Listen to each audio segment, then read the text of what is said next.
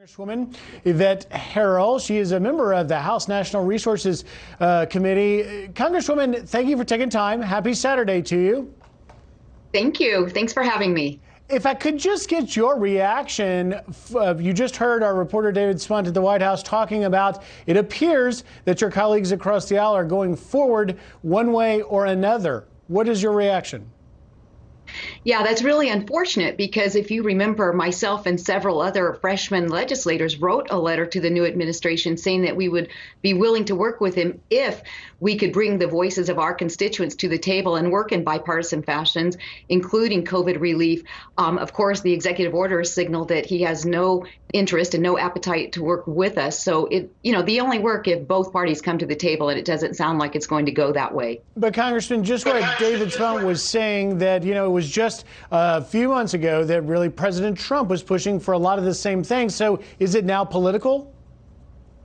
I think it's always been political, but I think we have to look really deep into the fiscal responsibility of our nation because these COVID relief packages where, I know the first ones were necessary, but we have to look at how we are going to pay for these as a nation.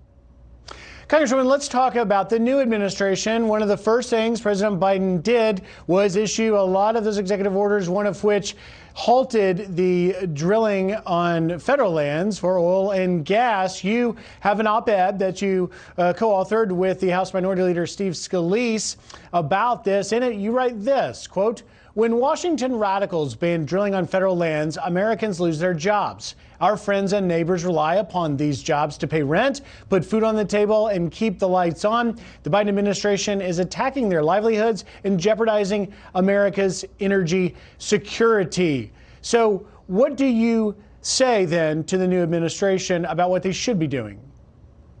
Right. Well, it's unfortunate that they went ahead with these executive orders. And in a state like New Mexico, where over 50% of our oil production and over 60% of our natural gas production comes from federal lands, this is absolutely catastrophic, especially if these are made permanent.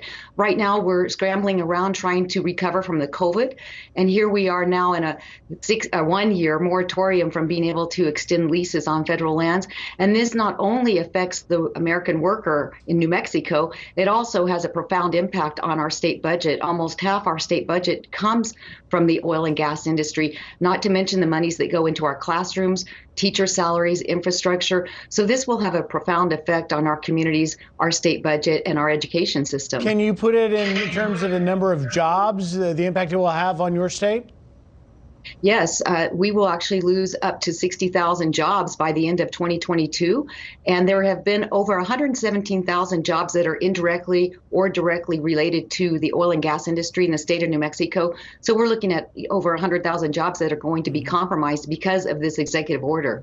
Speaking of executive orders, let's talk about immigration. Already, President Biden has issued several, and we're going to have more coming this coming Tuesday. But one of them that appears significant to me in your state is the halting of border wall construction. How does that impact you? Yeah, another executive order that really will have a profound effect on New Mexico, a border state. We know the wall worked, and we have to protect the communities, the ranchers, the farmers, the families that live in our border communities. And this executive order, again, with the immigration issue, puts everybody at risk further. And so it's unbelievable that we would actually compromise the safety and health and really the national security of our nation by virtue of these executive orders. And I just have a few seconds left, but the first act you did, the first bill you're introducing, has to do with COVID at the border. Is that correct? It is. We introduced the PAUSE Act. It has over 30 co-sponsors. And what we're asking the legislature to do is to leave the Title 42 program in place.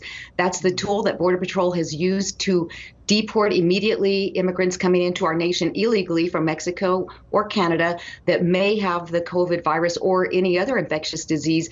And between December 2020 or October 2020 and December 2020, because of this Title 42, the Border Patrol was able to expel over 180,000 migrants that were making their way across the border. And again, this is about public health. We've been in lockdown mandates with the mask wearing, closed businesses, and to open the border up to allow those coming in that may have the COVID or other infectious disease. Again, just goes against what we've had to do the last 9 months. All right, Congresswoman Yvette Herrell, thank you for joining us. We will stay in touch with you and see where it all goes. Thanks for taking time.